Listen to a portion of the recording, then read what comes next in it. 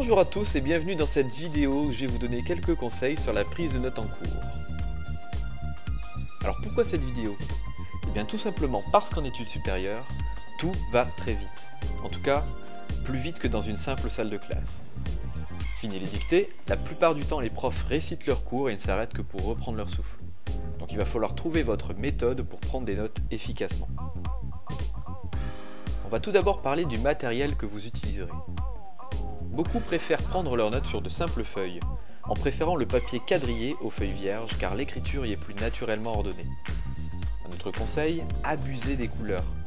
Cela apporte une information structurante non négligeable et vous permettra de mieux mémoriser les informations.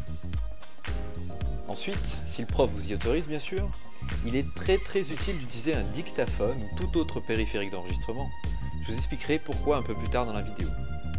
Je vous conseille aussi de prendre en photo le tableau avec votre smartphone quand le prof dessine un schéma. Enfin, certains étudiants sont de vrais champions avec des claviers d'ordinateur et préfèrent taper leurs cours en même temps qu'ils les suivent. Mais personnellement, je vous le déconseille. Je pense que ce n'est pas une bonne solution. Même si taper un mot prend souvent moins de temps que de l'écrire, vous verrez qu'en biologie, votre professeur accompagnera souvent ses explications de schéma au tableau qu'il est plus pratique de dessiner directement sur votre feuille. En plus, attention, certains établissements ou enseignants refusent l'utilisation d'ordinateurs. C'est donc une bonne raison de vous entraîner à prendre des notes manuellement. En résumé, quelques stylos de couleur, un bon paquet de feuilles quadrillées et un smartphone suffisent pour vous préparer au cours. Il vous reste maintenant à rester concentré pour profiter du cours à 100%. Maintenant, je vais vous expliquer pourquoi la prise de notes est si importante. Bien tout d'abord parce que c'est le seul support physique qu'il vous restera à la fin du cours. Sachez que pour la plupart d'entre nous, écouter un cours attentivement suffit à effectuer 50% du travail de mémorisation. La prise de notes nous permet donc de compléter ce travail en nous rappelant les notions les plus importantes du cours. Là encore, je vous conseille de relire rapidement vos notes, c'est-à-dire dès que vous en avez l'occasion. Entre deux cours, dans les transports en commun ou en rentrant chez vous. Le cours est encore frais dans votre tête et la mémoire s'efface vite. La relecture vous permettra d'ancrer plus facilement vos souvenirs en couplant les informations que vous avez suivies pendant le cours avec celles que vous avez retranscrites. Si vous avez le temps et que vous souhaitez retravailler vos notes, il y a là aussi plusieurs écoles. Certains étudiants préfèrent réécrire leurs cours. On écrit souvent très mal quand on écrit vite. Personnellement, j'écris très mal de base, alors je ne vous explique pas l'état de mes cours à la fin de la journée. Le principal, quelle que soit la méthode, c'est d'avoir des notes qu'on peut relire agréablement. C'est important de prendre du plaisir à relire ses cours. S'il vous manque une information, c'est là qu'un dictaphone est utile. C'est très pratique de pouvoir réentendre son prof expliquer un point complexe. On aurait souvent tendance à réécouter tout le cours, mais attention à ne pas non plus perdre votre temps. Concentrez-vous sur les passages que vous maîtrisez le moins.